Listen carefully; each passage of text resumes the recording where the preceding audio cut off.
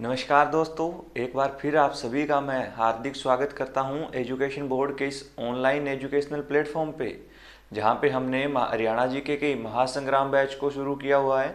जैसा कि आप लोग जानते हैं कि हम पिछली क्लास में प्राचीन हरियाणा का इतिहास पूरी तरह से कवर कर चुके थे। आज की क्लास में हम शुरू करने जा रहे हैं मध्यकालीन हरियाणा का इतिहास। मैंने आपको बताया था कि हम हरियाणा के इतिहास को 3 पार्ट्स में डिवाइड करेंगे, जिसमें हम प्राचीन हरियाणा की बात करेंगे, मध्यकालीन हरियाणा की बात करेंगे और लास्ट में हम आधुनिक हरियाणा के इतिहास की बात करेंगे। तो प्राचीन काल जो मैंने आपको बताया था कि 712 ईस्वी तक का था, तो हमने हर्षवर्धन के बारे में पिछली क्लास में डिस्कस कर लिया था। और अब हम बात करेंगे हर्षवर्धन के बाद में हरियाणा में आने वाला जो अगला वंश था वो था गुर्जर प्रतिहार वंश।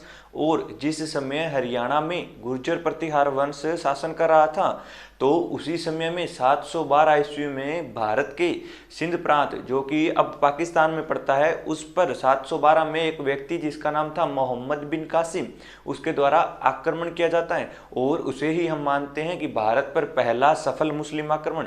तो जिस समय मोहम्मद बिन कासिम भारत पर आक्रमण करता है, उस समय हरियाणा में गुर्जर प्रतिहार वंश चल रहा होता है। और 712 से ही शुरुआत हो जाती है हमारी किस चीज़ की, तो मध्यकालीन हरियाणा के इतिहास की और मध्यकालीन भारत के इतिहास की। तो आज की क्लास में हम गुर्जर प्रतिहार वंश की बात करेंगे, जिसमें एक ही क्वेश्चन आपका महत्वपूर्ण रहेगा, उसके बारे में हम बात करेंगे जो राजा मिहिर भोज से बनेगा। और उसके बाद हम पढ़ेंगे आज की क्लास में तोमर वंश। और आप लोग जानते हो, जब तोमर वंश की बात होती है तो उसी समय में एक व्यक्ति जो कि हरियाणा में आक्रमण करता है, उसका नाम होता है महमूद गजनवी। और वही महमूद गजनवी हमारे लिए महत्वपूर्ण रहेगा, जहां से एचएससी हर बार 1 या 2 क्वेश्चन पूछता है। तो सबसे पहले हम कवर करेंगे किसको, राजा हरिश्चंद्र को, जो क्या थे, गुर्जर प्रतिहार वंश के संस्थापक थे। तो चलिए आज की क्लास की हम शुरुआत करते हैं गुर्जर प्रतिहार वंश से।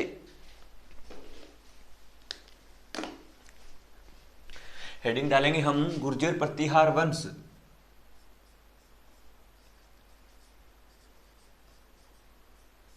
गुर्जर प्रतिहार वंश।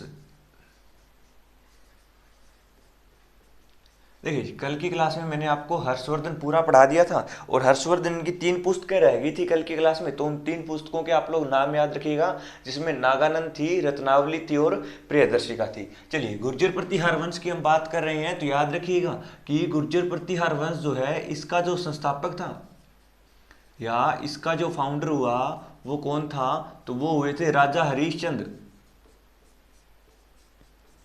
कौन हुए थे, तो वो हुए थे राजा हरिश्चंद्र। और ये राजा हरिश्चंद्र जो है, इन्होंने किसके बाद में, तो इन्होंने हर्षवर्धन के अंत के बाद में अपने वंश की स्थापना की, जो कहलाया गुर्जर प्रतिहार वंश। और इसी के ही राजा हुए हरिश्चंद्र। और इसके अंदर जो सबसे महत्वपूर्ण राजा था, उसका नाम क्या था, तो उसका नाम था राजा मिहिर भोज।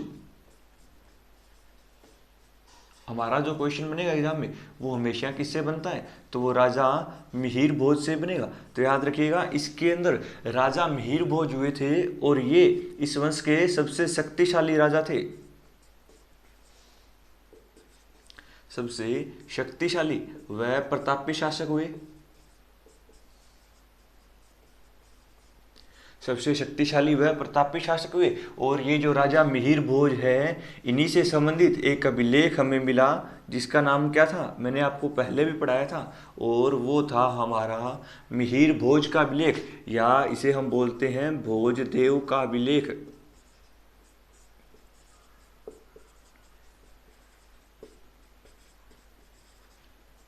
भोजदेव का अभिलेख। और ये भोजदेव का जो अभिलेख है, ये हमें पेहोवा से प्राप्त हुआ, जो कि हरियाणा के कुरुक्षेत्र जिले में पड़ता है।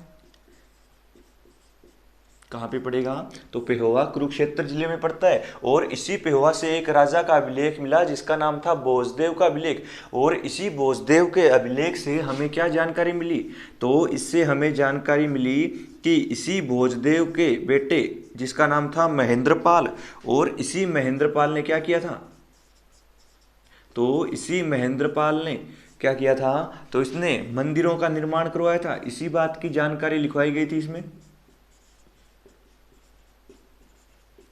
मंदिरों के निर्माण के लिए, निर्माण का क्या है, वर्णन है इसमें। तो याद रखिएगा इसके अंदर किस चीज़ का व्याख्यान किया गया है, तो इसके अंदर मंदिरों का व्याख्यान किया गया है। और याद रखिएगा कि मिहिर भोज के समय में पेहुआ किसके लिए प्रसिद्ध था, तो ये प्रसिद्ध था, यहाँ पे व्यापार हुआ करता था, ट्रेड हुआ करता था, और वो व्यापार हुआ करता था घोड़ों का। किस चीज़ का व्यापार हुआ करता था, घोड़ों का व्यापार। और मोस्ट इंपॉर्टेंट क्वेश्चन है ये आपका, एचएससी बार बार पूछता है, बताइए हरियाणा का कौन सा स्थान मिहिर भोज के समय काल के दौरान जो है घोड़ों के लिए प्रसिद्ध था, तो वो था पेहोवा, जो कि पहले किस नाम से जाना जाता था, तो ये जाना जाता था पृथुदक के नाम से। किस नाम से जाना जाता था, तो पृथुदक इसका पुराना नाम हुआ करता था, और इसी को ही हम बोलते हैं हरियाणा का गया। और ये जो पेहोवा है या जो पृथुदक है, ये उत्तर भारत का व्यापारी केंद्र भी रहा था। यानी पूरे उत्तर भारत में यहाँ पे क्या होता था, तो उत्तर भारत का व्यापारी केंद्र, यानी घोड़ों का व्यापार हुआ करता था यहाँ से। उत्तर भारत का व्यापारिक केंद्र रहा। तो मोस्ट इंपॉर्टेंट क्वेश्चन आपका जो बनेगा वो राजा मिहिर भोज से बनेगा, कि बताइए राजा मिहिर भोज जो है ये किस वंश से संबंध रखा करते थे, तो ये संबंध रखा करते थे गुर्जर प्रतिहार वंश से। और गुर्जर प्रतिहार वंश किसके बाद में आया, तो आप बताओगे कि हर्षवर्धन के अंत के बाद में आया था।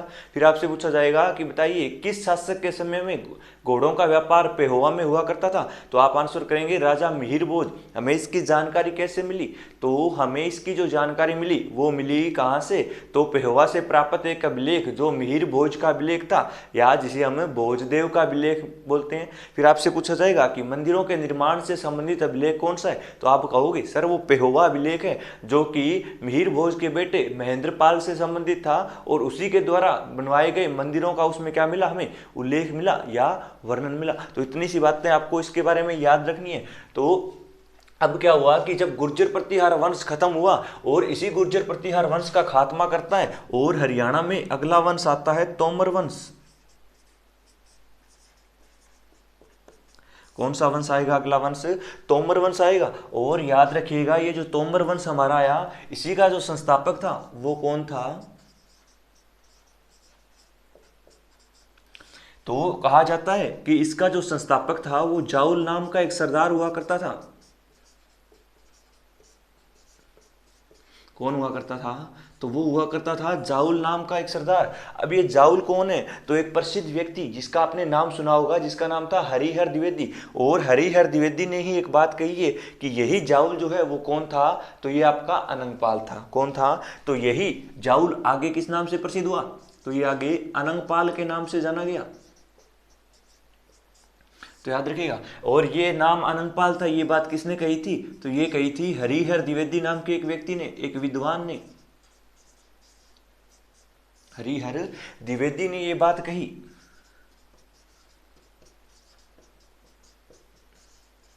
चलिए इतनी सी बातें आप लोग याद रखिएगा। और इसी तोमर ने या इन्हीं तोमरों ने क्या किया था, तो सर इसी तोमरों के द्वारा जो है दिल्ली बसाई गई थी। तो मोस्ट इंपॉर्टेंट क्वेश्चन आएगा कि बताइए दिल्ली को किसने बसाया था, तो याद रखिएगा दिल्ली को तोमरों ने बसाया था। और जब इन्होंने दिल्ली को बसाया था तो इसका नाम क्या रखा गया था, तो इसी का नाम रखा गया था सर दिल्ली का। क्या नाम रखा गया था, तो इसी का नाम रखा गया था दिल्ली का। तो अब हम बात करेंगे हरियाणा में तोमर वंश की। आप लोग फटाफट इतनी सी बातों को छाप लीजिए, फिर हम आगे बढ़ते हैं। और अब हम बात करेंगे किसकी, तो अब हम बात करने जा रहे हैं हरियाणा में तोमर वंश की, कि तोमर वंश ने क्या कुछ काम किए और किस प्रकार से हरियाणा में ये फैले। चलिए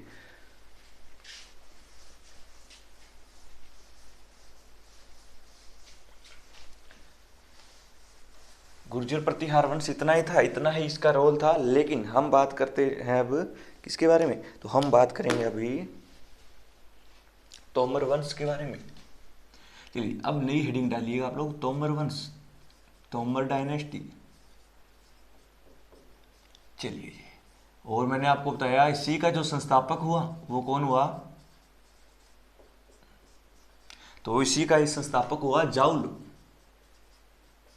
और यही जाउल जो आगे चलकर किस नाम से प्रसिद्ध हुआ, अनंगपाल के नाम से प्रसिद्ध हुआ।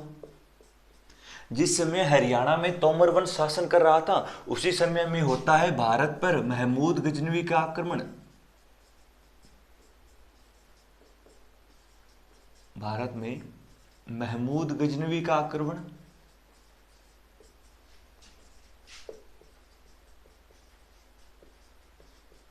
किसका आक्रमण होता है? तो भारत में होता है महमूद गजनवी का आक्रमण।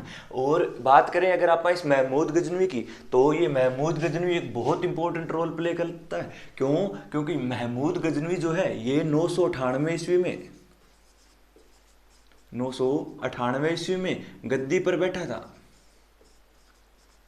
और गद्दी कहाँ की थी सर? तो ये गद्दी थी गजनी की। कहाँ की गद्दी थी?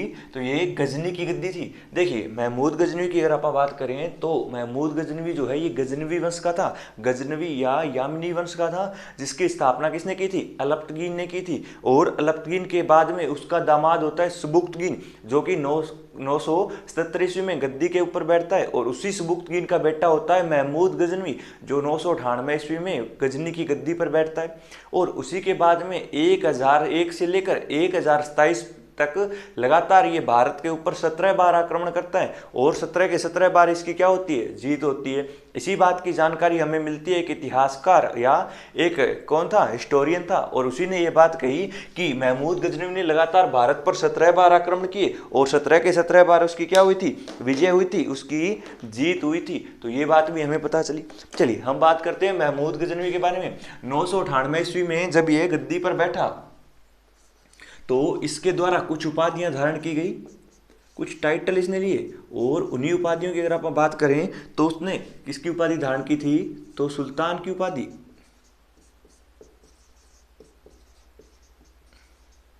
तो यह प्रथम मुस्लिम शासक था जिसने क्या किया था? सुल्तान की उपाधि धारण की थी। दूसरा याद रखिएगा, इसने उपाधि धारण की थी यामीन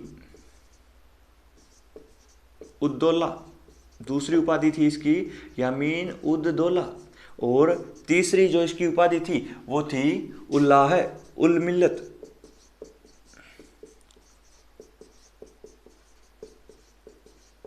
अल्लाह उल मिल्लत नाम की ये 3 उपाधियां इसी के द्वारा धारण की जाती है। और यही महमूद गजनवी जो है ये 1000 से लेकर यही महमूद गजनवी जो है वो 1001 से लेकर 1027 तक भारत पर लगातार 17 बार आक्रमण करता है। कितने बार? 17 बार आक्रमण करता है।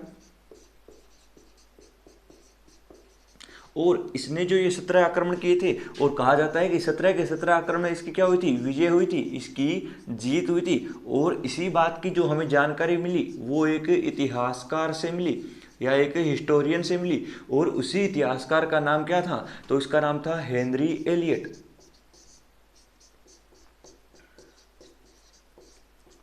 कौन से ने दी? तो वो दी थी सर हमें हेनरी एलियट ने।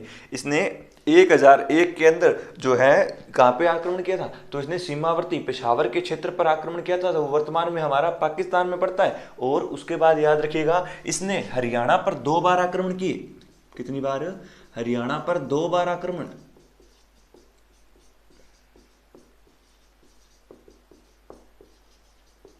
और इसने हरियाणा पर जो 2 बार आक्रमण किए वो 2 आक्रमण आपके लिए महत्वपूर्ण रहेंगे। आपसे पूछा जाएगा बताइए महमूद गजनवी ने हरियाणा पर कब कब आक्रमण किया? तो याद रखिएगा इसने पहला आक्रमण किया था 1009 ईस्वी में और दूसरा आक्रमण किया था 1014 ईस्वी में। 1009 ईस्वी में ये पंजाब से होते हुए आया था और ये आया था हरियाणा में अम्बाड़ा में पड़ने वाली नारायणगढ़ तहसील पर।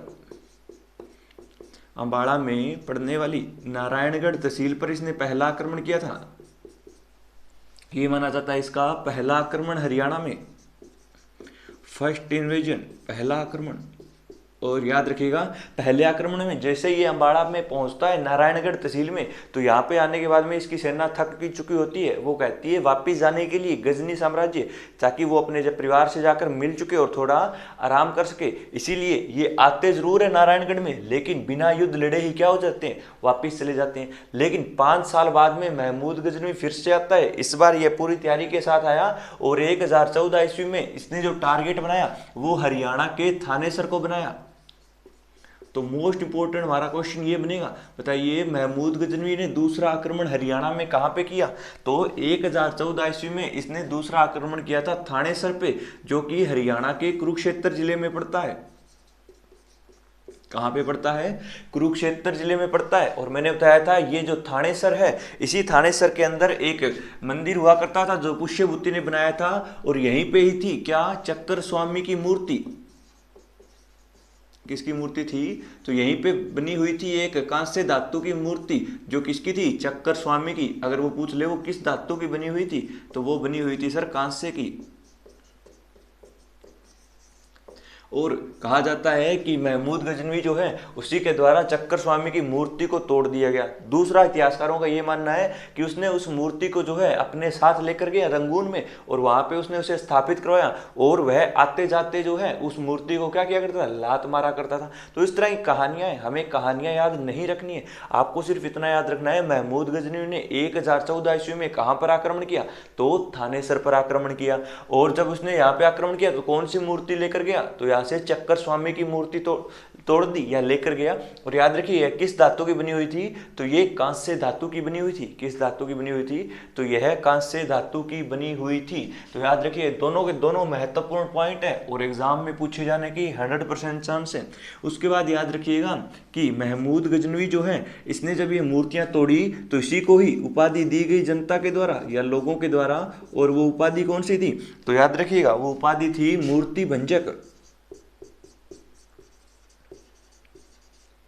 वो उपाधि कौन सी रही? तो वो रही सर मूर्ति भंजक। और इसी के साथ साथ इसी को ही बोल दिया जाता है बुत शिकन। शिकन का मतलब होता है तोड़ना, और बुत का मतलब होता है पुतला। आपने भी सुना होगा कई बार क्या होता है जब आप लोग नाराज हो जाते हैं तो आप लोग किसी से बात नहीं करते हो, तो आपके घर वाले अक्सर आपको बोलते हैं भाई बुत बनकर क्यों बैठा है। ठीक है, तो बुत का मतलब होता है पुतला और शिकन का मतलब होता है तोड़ना, यानी जो पुतलों को तोड़ेगा वो क्या कहलाएगा? बुत शिकन कहलाएगा। और ये मूर्तियां तोड़ा करता था, इसीलिए इसका नाम क्या पड़ गया? मूर्ति भंजक पड़ा। क्या पड़ा? मूर्ति भंजक। तो मूर्ति भंजक और बुत शिकन के नाम से भी किसे जाना जाता है? तो महमूद गजनवी के द्वारा। और उसी के साथ साथ याद रखिएगा इसकी एक और उपाधि, तो उसकी एक और उपाधि थी गाजी की उपाधि। कौन सी थी? गाजी की उपाधि। अब गाजी क्या होते हैं? तो भाई यह एक बहुत ही क्या थी? प्रसिद्ध जाति हुआ करती थी जो युद्ध के लिए फेमस थी। जो किसके लिए प्रसिद्ध थी? तो ये युद्ध के लिए प्रसिद्ध थी, इसीलिए इसने उस जाति को अपनी उपाधि के रूप में धारण कर लिया। चलिए इतनी सी बातें याद रखिएगा। अब यहाँ से एक और क्वेश्चन बनता है हमारा, वो क्या कि जब महमूद गजनवी भारत आता है तो महमूद गजनवी के साथ में ही एक और व्यक्ति भारत आता है जिसका नाम होता है अल-बरूनी, जिसका पूरा नाम अबू रेहान मोहम्मद बिन अल-बरूनी होता है। और वही अल-बरूनी भारत आता है, और भारत इसके साथ जब आता है तो वो हरियाणा में आने के बाद में हरियाणा के थानेसर का ब्रह्म सरोवर का वर्णन करता है अपनी किताब में, जिसका नाम था किताब उल हिंद या तहकीक ए हिंद। तो आपसे पूछा जाएगा बताइए अल-बरूनी किसके साथ भारत आया था? अल-बरूनी। तो याद रखिएगा इसी का ही पूरा नाम क्या था? तो इसी का ही पूरा नाम था अबू रेहान। अबू रेहान मोहम्मद बिन अल-बरूनी, ये इसका पूरा नाम था। इसी अबू रेहान मोहम्मद बिन अल-बरूनी का जो जन्म है ये ख्वारिज़म में हुआ था, खीवा में हुआ था। कहाँ पे हुआ था? तो इसका जो जन्म हुआ था ये खीवा नामक स्थान पर हुआ था। और अल-बरूनी जो है इसका जो मतलब होता है अर्थ का, वो होता है उस्ताद। क्या होता है? तो इसका मतलब होता है उस्ताद। एक बार महमूद गजनवी जो है यह उज्बेकिस्तान के खीवा में आक्रमण करता है, और जब वहां पे आक्रमण करता है तो उसी समय वहां पे ही एक विद्वान होता है जिसका नाम होता है अबू रेहान। और इसी अबू रेहान यह इतना ज्यादा विद्वान था कि अल-बरूनी ने इसे अपने साथ कहां पर लेकर आया? तो ये गजनी लेकर आया। और जब ये गजनी लेकर आया तो उसे ही वहां पे कहा गया अल-बरूनी के नाम से। और अल-बरूनी का मतलब क्या होता है? तो इसका मतलब होता है उस्ताद, यानी जो बहुत बड़ा क्या हो, मास्टर हो किसी चीज का या विद्वान हो। और यही अल-बरूनी जो है ये किसके साथ भारत आया था? तो ये भारत आया था महमूद गजनवी के साथ। इसके साथ भारत आया था, तो ये महमूद गजनवी के साथ भारत आया। और महमूद गजनवी के साथ भारत आया तो इसी ने ही एक किताब लिखी, और उस किताब का नाम क्या था? तो उस किताब का नाम था किताब उल हिंद। किताब उल हिंद, या इसी को ही आप लोग बोलते हो तहकीक हिंद। क्या बोलेंगे, किताब उल हिंद या तहकीक हिंद। और इसी किताब के अंदर क्या है, तो इसी किताब के अंदर हमें किस चीज का वर्णन मिलता है, तो थानेसर में पड़ने वाले ब्रह्म सरोवर का वर्णन। ब्रह्म सरोवर का वर्णन, जो कि हरियाणा के कुरुक्षेत्र जिले के थानेसर तहसील में पड़ता है। और याद रखिएगा, ये जो ब्रह्म सरोवर है ये एशिया का सबसे बड़ा क्या है, कृत्रिम सरोवर है। और मैंने जब आपको पढ़ाया था इतिहास के स्रोत, तो वहां पे इसी ब्रह्म सरोवर का दूसरा नाम बताया था। तो आप हमें बताएंगे कि ब्रह्म सरोवर का जो दूसरा नाम था वो क्या रहा था। तो अलबरूनी के बारे में याद रखिएगा, आपसे इस किताब का नाम जरूर पूछा जाएगा। सबसे महत्वपूर्ण हमारे लिए जो किताब रहेगी वो रहेगी तहकीक हिंद, या इसी का ही दूसरा नाम था किताब उल हिंद, जो कि कब लिखी गई, जो कि 11वीं सदी में लिखी गई किताब थी। कब लिखी गई, 11वीं सदी में। और इसी किताब के अंदर जो है वो भारत की भौगोलिक जानकारी मिलती है हमें। कौन सी जानकारी, तो भारत की भौगोलिक जानकारी भी हमें इसी किताब में मिलती है। और इसी किताब में हमें हरियाणा के थानेसर का वर्णन मिलता है। और थानेसर में पड़ने वाले एशिया के सबसे बड़े, या एशिया का जो सबसे बड़ा पक्का मानव निर्मित क्या है, कृत्रिम सरोवर है, उसके बारे में भी हमें जानकारी मिलती है। महमूद गजनवी हरियाणा पे 2 बार आक्रमण करता है, लेकिन भारत पर कितनी बार करता है, 17 बार आक्रमण करता है। फिर आपसे पूछा जाएगा कि महमूद गजनवी ने जब 1014 ईस्वी में थानेसर पर आक्रमण किया, तो बताइए उस समय कौन शासन कर रहा था भारत में। तो याद रखिएगा, भारत में हरियाणा में आपसे जब भी आपसे पूछा जाए तो आप आंसर करिएगा। उस समय शासक था कौन, तो वो तोमर शासक जयपाल हुआ करता था। तोमर शासक जयपाल हुआ करता था। और इसी महमूद गजनवी के द्वारा जो है 1025 में आक्रमण किया जाता है सोमनाथ पर। कहां पर, तो इसने 1025 में सोमनाथ के शिव मंदिर पर आक्रमण किया था। सोमनाथ के शिव मंदिर पर आक्रमण किया था। और जब यह सोमनाथ के शिव मंदिर को लूट कर जा रहा होता है, तो उसी समय इसे पंजाब में नदी के ऊपर कौन लूट लेते हैं, तो इसे लूट लेते हैं वहां की खोखर जाति। और उसी से ही बदला लेने के लिए ये अपना लास्ट आक्रमण 1027 में करता है। कहां पे, तो ये खोखर जाति के विरुद्ध अपना आक्रमण करेगा।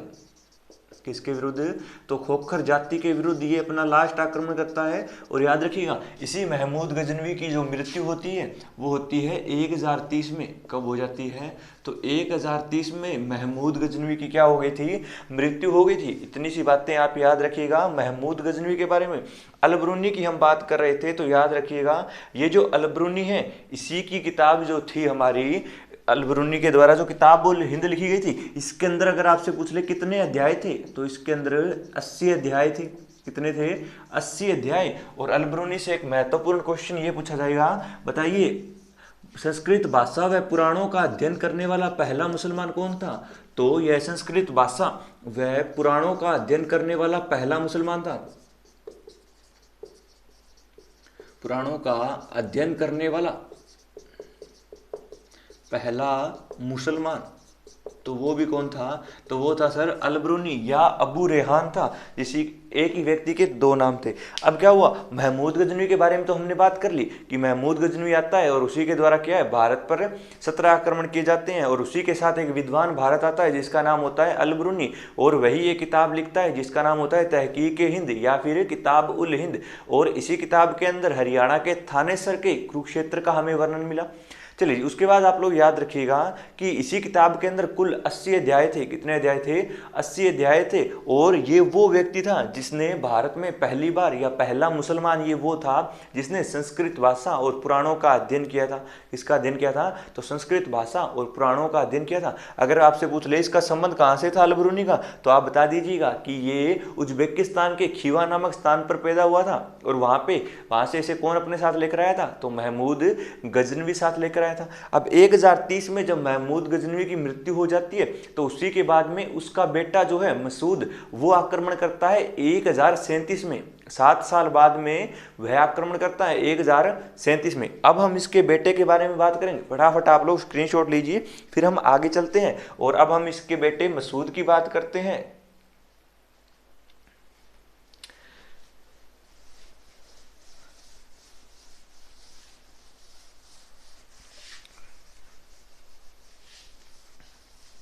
चलिए जी, अब हम बात करेंगे महमूद गजनवी के आगे बाद में। तो याद रखिएगा कि 1037 में, कब, तो इसकी मृत्यु के 7 साल बाद 1037 में मसूद जो है वो आक्रमण करता है। मसूद ने आक्रमण किया, और इसी मसूद ने जब आक्रमण किया तो इसने किसे हराया? तो इसने हराया था किसको? तो इसने हराया था जयपाल को। इसको हराया था, जयपाल को हराया था, जो किस वंश का शासक था? तो वो तोमर वंश का शासक था। और इसी जयपाल को क्या कर देता है? वो हरा देता है। और इसी के बाद में इसी मसूद का बेटा आक्रमण करता है, और इसके बेटे का नाम था मादूद। क्या नाम था? मादूद। और यही मादूद 1043 ईस्वी में आक्रमण करता है। कब आक्रमण करता है? 1043 ईस्वी में। और जब मादूद 1043 ईस्वी में आक्रमण करता है तो इस बार इसका सामना किससे होता है? तो इसका सामना होता है मादूद का कुमारपाल देव से। किससे होता है? तो इसी का सामना होता है कुमारपाल देव। और इसी कुमारपाल देव ने इस बार क्या किया? तो इसने मादूद को पराजित कर दिया। इसे पराजित कर दिया, तो मादूद को पराजित कर दिया। तो ये था महमूद गजनवी और उसके बेटे के बारे में। यहाँ से क्वेश्चन बनने की बिल्कुल भी संभावना नहीं है। अगर क्वेश्चन बना एग्जाम में तो महमूद गजनवी से बनेगा या अलबरूनी से बनेगा। ना तो आज तक मादूद से क्वेश्चन पूछा गया है, ना कभी मासूद से क्वेश्चन पूछा है। तो इसको तो एक बार अगर आप क्या है याद नहीं भी रहता है तो छोड़ सकते हो, लेकिन सबसे महत्वपूर्ण जो पॉइंट है वो अलबरूनी है हमारे लिए। और कौन है? तो वो है महमूद गजनवी है। जिस समय हरियाणा में तोमर वंश शासन कर रहा था तो इन्हीं तोमरों का खात्मा करते हैं आगे चलकर चौहान वंश। कौन खात्मा करेगा? तो इन्हीं का ही खात्मा किया जाएगा। किसके द्वारा? तो चौहानों के द्वारा। अच्छा, तोमर वंश की बात हम कर रहे हैं तो तोमर वंश के बारे में एक महत्वपूर्ण पॉइंट और याद रखिएगा कि वो क्या था सर? तो याद रखिएगा तोमर वंश में, इसी तोमर वंश में हुआ था एक और व्यक्ति जिसका नाम था अनंगपाल द्वितीय।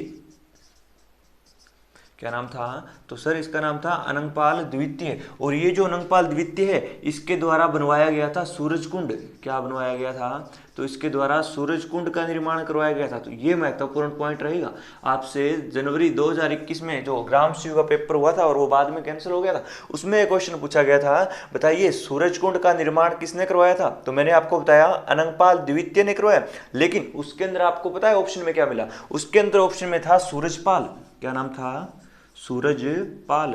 तो याद रखिएगा ये जो अनंगपाल द्वितीय है यही सूरजपाल के नाम से जाना गया। क्यों? क्योंकि जब इसने सूरजकुंड का निर्माण करवाया तो इसी का ही नाम क्या पड़ गया? अनंगपाल से सूरजपाल पड़ गया। तो याद रखिएगा दोनों एक ही व्यक्ति हैं और इन्होंने ही किसका निर्माण करवाया? सूरजकुंड का। और ये सूरजकुंड कहाँ पे बनवाया गया? ये था फरीदाबाद में। कहाँ पे था? फरीदाबाद में था। और आप लोग जानते हो कि ये जो सूरजकुंड है ये प्रसिद्ध है किसके लिए? तो मेले के लिए। और अभी जो 2022 में फरवरी में 2 से लेकर 17 फरवरी तक जो आपका मेला लगने वाला था वो भी स्थगित कर दिया गया है। किसके चलते? ओमिक्रॉन के चलते।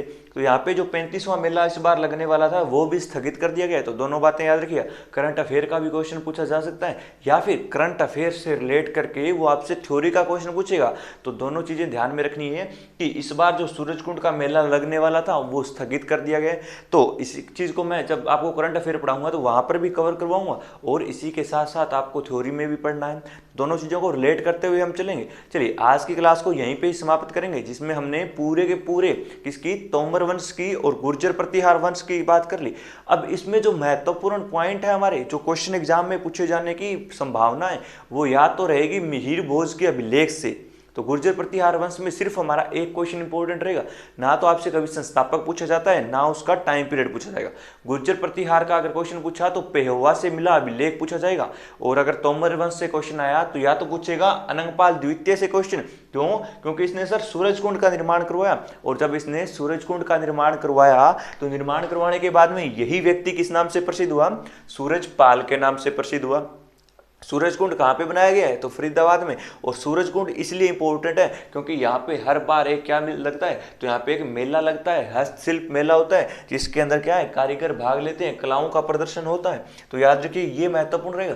या फिर जिस समय हरियाणा में तोमर वंश शासन कर रहे थे, इस बार जो एससीएस का पेपर हुआ था 2021 में प्री का एग्जाम, उसके अंदर भी ये क्वेश्चन पूछा गया था। बताइए जिस समय महमूद गजनवी ने भारत पर आक्रमण किया था उस समय हरियाणा में कौन सा वंश चल रहा था? तो उस समय हरियाणा में वंश चल रहा था तोमर वंश। कौन सा चल रहा था?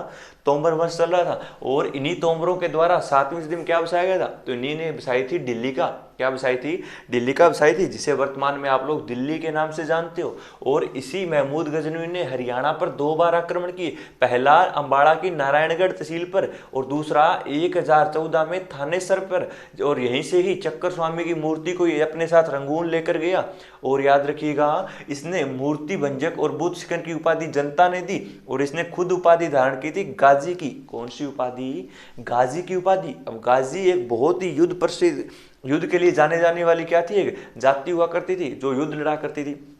जब आप हिस्ट्री पढ़ेंगे तो महमूद गजनवी को बिल्कुल अच्छे से डिटेल में हम कवर करेंगे। और उसके बाद याद रखिए अल बरूनी ना देकर कई बार वो आपको अबू रेहान भी दे सकता है, तो अबू रेहान ही अल बरूनी था। अल बरूनी का वास्तविक मतलब पूछे तो उस्ताद होता है, किसी चीज़ का विद्वान होता है, किसी चीज़ का मास्टर्स होता है।